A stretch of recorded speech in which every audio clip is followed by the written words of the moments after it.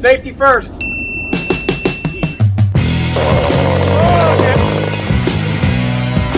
Oh no! No!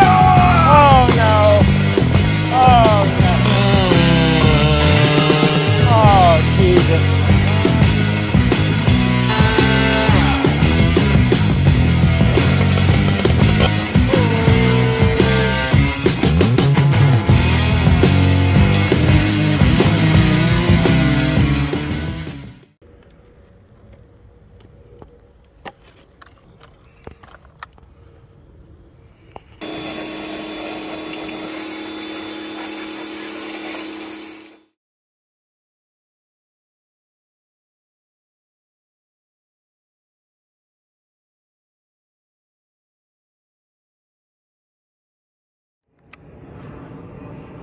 Really nice saw.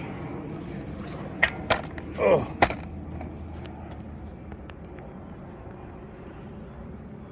Lovely. Look at how clean that turned out. Look at that. The chain catch hasn't even been touched. This is one clean, nice saw. Very, very, very nice saw. Very low use. Look at this. Look at that. Very low use saw. Very happy about this. I just looked inside. It looks really good. You guys can't see because you can't see down in there. I like their setup. It is clearly a very... this is a really high quality saw. Now, I'm just now breaking into it and all that stuff. But what this seems like to me, this seems like Dolmar quality. This is really nice. It is really well put together. It just is. It's just really, really nice. So, yeah.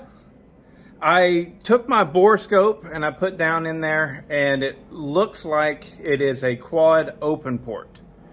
I don't know for sure, but it's what it looks like to me. Look at this.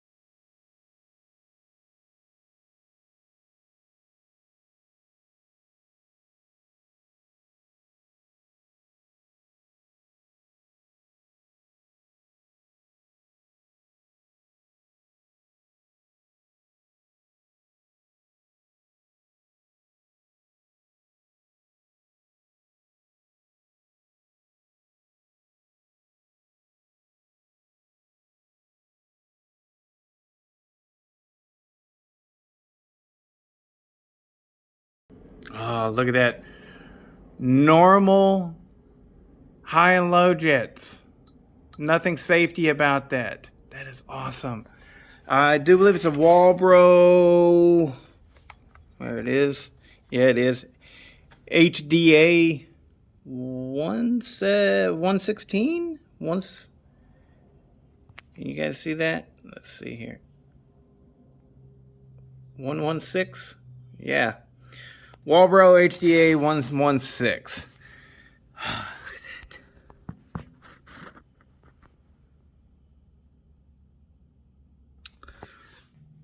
Yeah. Oh, and another thing, check it out.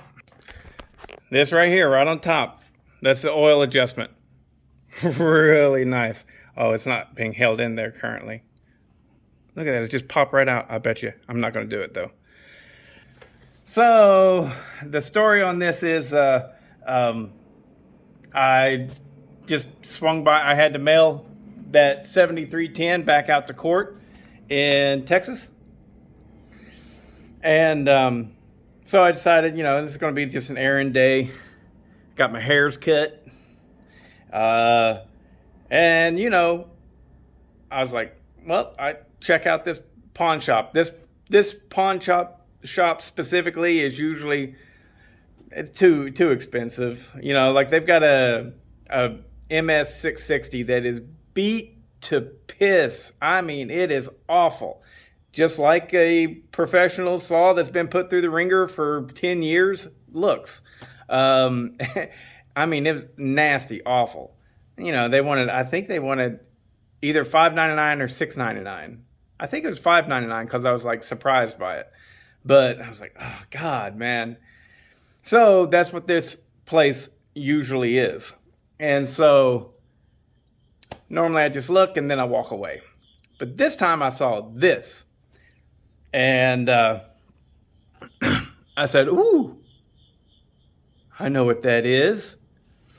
And they had it marked at $69.99. It still had compression. I figured as long as it got compression, anything else I can deal with. You know, cylinders can be hard to find, I bet. But yeah, I was like, let me see if it runs. And it fired right up, but it wouldn't hold an idle. And, you know, me being me, you know, of course I'm going to look for the good deal. I'm like, oh yeah, I'm going to have to rebuild that carburetor. And so I said, how about I give you $59.99 for it instead of the $69.99 they was asking. She said, let me ask my manager. She goes in and asks the manager. The manager says, sure, give it to him for $50. So I was like, okay, all right. So anyways, cleaned up really nice. I'll go ahead and I guess I'll see if it'll fire up and run and try and tune it, and then I'll let you guys at least see it running. Okay, I just got to show you this. I mean, it's not just me, is it? The fit and finish on it is excellent. It is top notch. So, see, it's just nice. It's just really nice. Everything fits so well. It is a very high quality unit. I mean, the Shindao is also, it's similar to this, but I'm going to say this thing takes the cake. Really, it does. This is, as far as the fit and finish and the way everything goes together, the plastics, the way they feel, this takes the cake. This is really, really, really nice.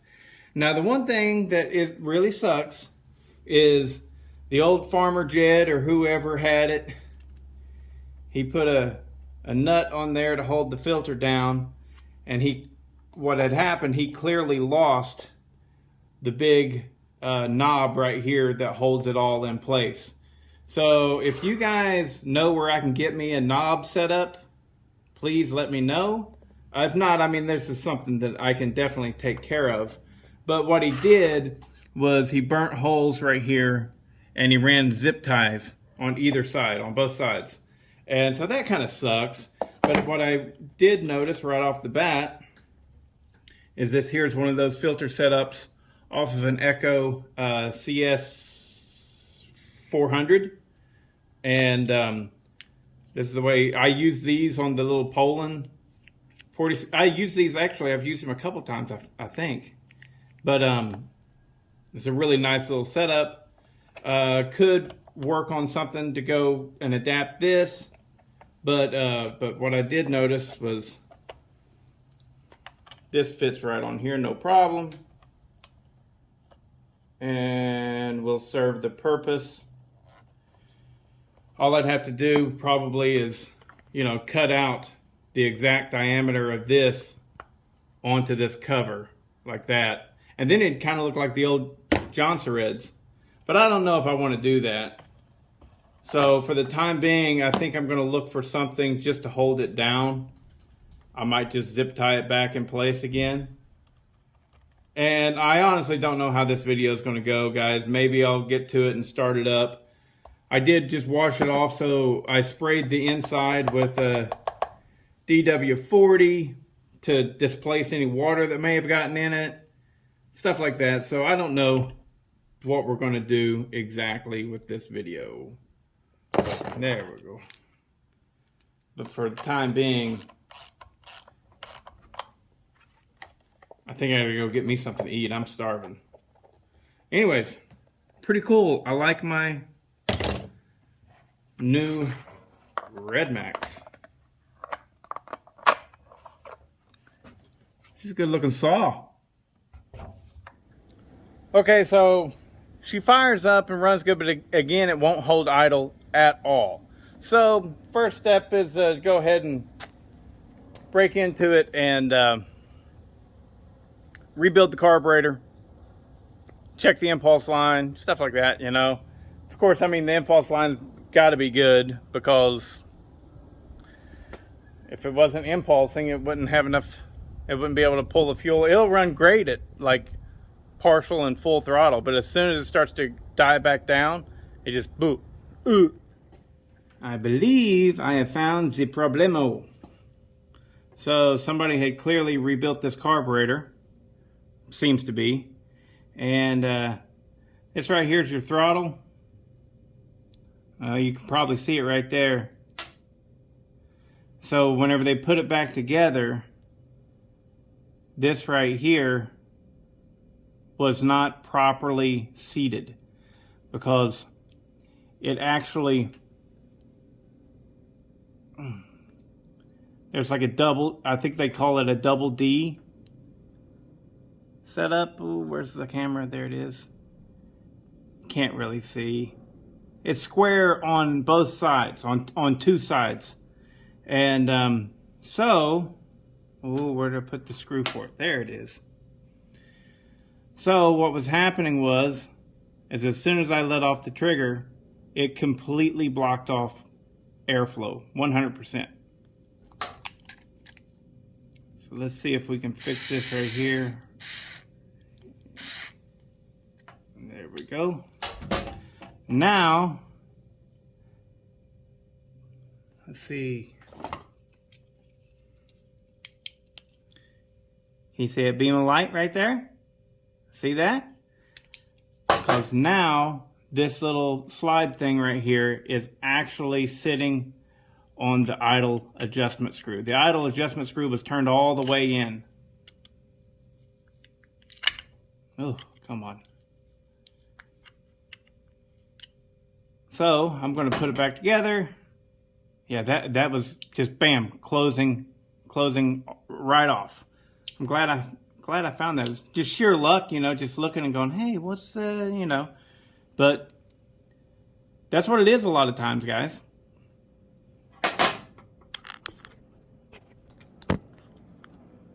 A lot of times you're messing with this stuff and you just stumble onto the answer. Now, there are some people out there, absolutely, that can be like, just listen to it and be like, yeah, that's your problem. Absolutely there are. And I'm pretty good at troubleshooting myself. I've gotten pretty good at it. I'll tell you, whenever I first started, I had no idea what was going on with the chainsaw. I didn't even know you could adjust the carburetors. I mean, I just no clue. But then once I started learning, I was like, I should have known that. I have dirt bikes and four-wheelers, 2-stroke and 4-stroke. But you don't always think of stuff, you know. You're like, this is a different machine. I'm going to go, well, that's still really flexy. I'm going with it.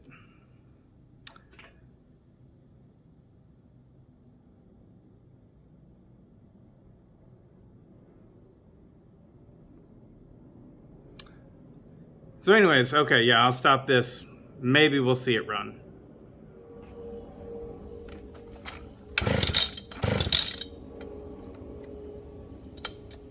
Oh, yeah.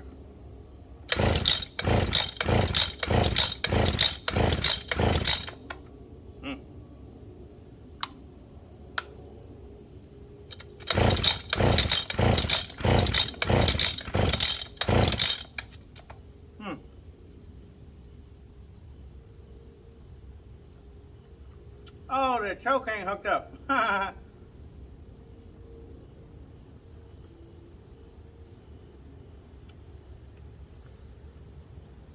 I forgot to hook up the choke, and since I took the carburetor apart, it lost all fuel, so there we go.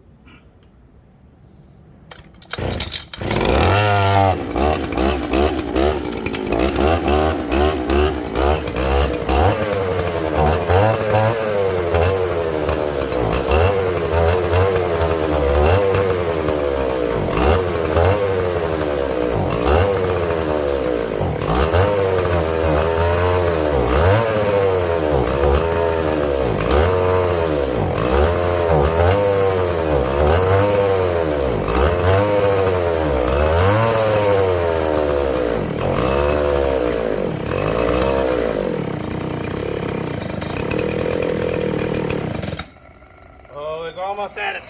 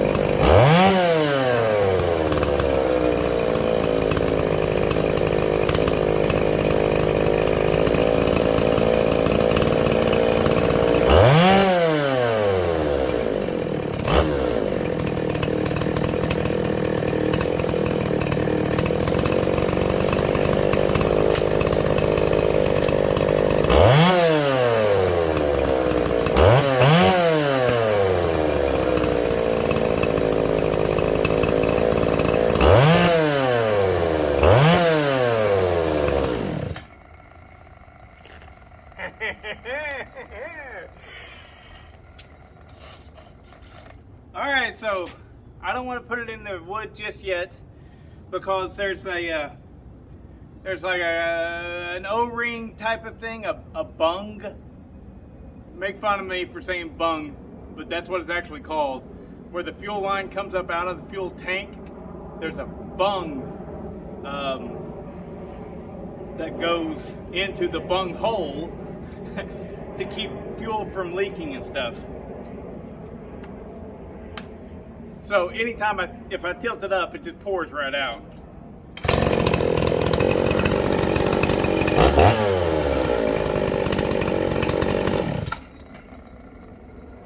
So I don't think I told you. Yeah, I did tell you. I offered $60 and they said, okay, sure. You can have it for 50. So I think they were just being nice. I don't think they were being stupid. But I love it whenever it works out like that. Man, it runs good. I love my $50 chainsaw.